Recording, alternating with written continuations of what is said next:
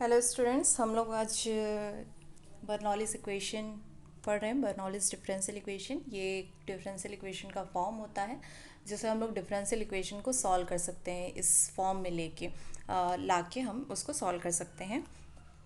Bernoulli's differential equation का form क्या रहेगा? An ordinary differential equation of the form d y by d x plus p y is equal to q into y to the power n. आप देख सकते हो यहाँ पे form क्या है, d y by d x plus p y is equal to q into y to the power n is called a Bernoulli's differential equation. ठीक, यहाँ जो y की पावर में n है उस n का वो n क्या हो सकता है? कोई भी रियल नंबर हो सकता है, या तो यदि रियल नंबर नहीं है वहाँ पे तो 0 और 1 कैरी करेगा, 0 या 1। ठीक है, एक एग्जांपल देखते हैं इसको सॉल्व कैसे करते हैं ये देखने के लिए। Solve dy by dx plus 1 upon xy is equal to xy square. Given equation is, जो इक्वेशन है उसको हम इक्वेशन नंबर 1 ले लेते हैं। यहाँ हम लीनियर डिफरेंशियल इक्वेशन में आपको यदि आप पीछे आप रिवाइज करेंगे तो लीनियर डिफरेंशियल इक्वेशन देखेंगे तो वो कुछ इसी तरीके से रहता है। Bernoulli's equation linear differential equation की तरह ही दिख रहा होगा आपको। तो उसमें हम लोग क्या करते हैं, आइडेंटिटी फैक्टर निकालते हैं। आइडेंटिटी फैक्टर और उसका सॉल्यूशन जो रहता है सेम वही प्रोसेस यहाँ भी है, बस इस स्टार्टिंग में थोड़ा सा डिफरेंट रहेगा। स्टार्ट डिफरेंट क्यों है? क्योंकि वहाँ y to the power n नहीं रहता, तो इस y to the power n को हमको एलिमिनेट करना पड़ेगा। ठीक, तो उसको एलिमिनेट करने का तरीका मैं बता रही हूँ।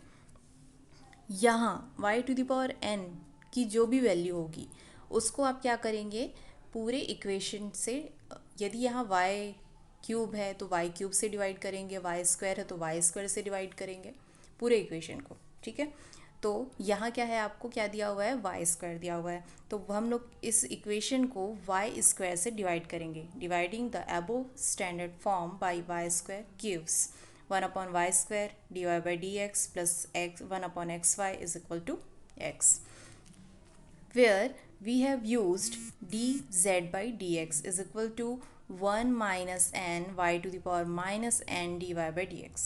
ओके, यहाँ क्या लिखा है, यहाँ हमको लीनियर डिफरेंशियल इक्वेशन बनाने के लिए, अब देखो ये लीनियर डिफरेंशियल इक्वेशन के फॉर्म में नहीं रहता है। चलो यहाँ और यदि हम लोग इन दोनों कंडीशन को भी देखें तो क्यू की वैल्यू तो हमको मिल गई है, लेकिन d y by d x का जो फॉर्म रहता है वो अकेला रहता है। यहाँ पर कोई कोफिशिएंट नहीं होता है, और जो सेकेंड टर्म रहता है उसमें वाई कहाँ रहता है, नॉमिनेटर में रहता है, ना कि डिनोमिनेटर में रहता है। ठीक है, तो इसको हम लोग को चेंज करना पड़ेगा, किस में, डिफरेंशियल फॉर्म में। तो हम इसके लिए क्या यूज़ करते हैं, एक फॉर्मूला यूज़ होता है इसमें, d z by d x is equal to होता है 1 minus n into y to the power minus n d y by d x होता है। ठीक है, d z by d x is equal to 1 minus n y to the power minus n d y by d x. इसमें आप यदि n की value रखते हैं, यहाँ जो n की वैल्यू हमको गिवन है, मैंने यहाँ अलग से लिखा है n इज इक्वल टू 2, तो इसी वैल्यू को हम यहाँ रखेंगे तो 1 माइनस 2 हो जाएगा। 1 माइनस 2 कितना होता है, -1। फिर y to the power -2 d y by d x, ये देखो सॉल्व किया है मैंने यहाँ पे। D z by d x is equal to क्या हो गया, minus y to the power -2 d y by d x is equal to, इसको क्या लिख सकते हैं, -1 upon y square d y by d x. ठीक है, तो ये वैल्यू कहाँ पर थी हमारी, ये 1 upon y square d y by d x था। तो इसकी वैल्यू यदि हम यहाँ से निकालें तो क्या हो जाता है, minus D z by d x हो जाता है। मतलब यहाँ हम क्या पुट कर सकते हैं, minus D z by d x put कर सकते हैं। ठीक है, अब जिस तरीके से हम लोगों ने माना d z by d x क्या है, -1 upon y square d y by d x है। ठीक, अब यदि इसको आप इंटीग्रेट करते हो, ठीक है, इसको हम लोग इंटीग्रेट करते हैं x के रिस्पेक्ट में, तो यहाँ क्या आ जाएगा,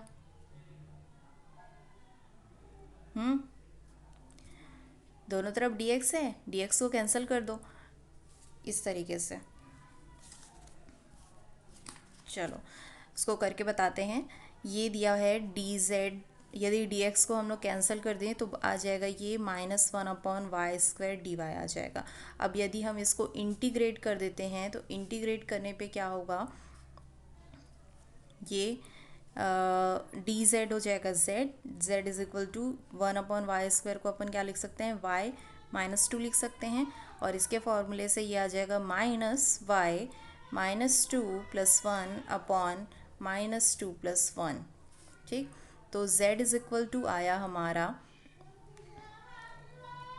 -y⁻1/-1, मतलब क्या हुआ, z इज इक्वल टू आया 1/y। ठीक, तो इक्वेशन में 1/y की जगह पे हम लोग क्या लिखेंगे, z लिखेंगे। ठीक, यहाँ से समझ में आ गया होगा आपको।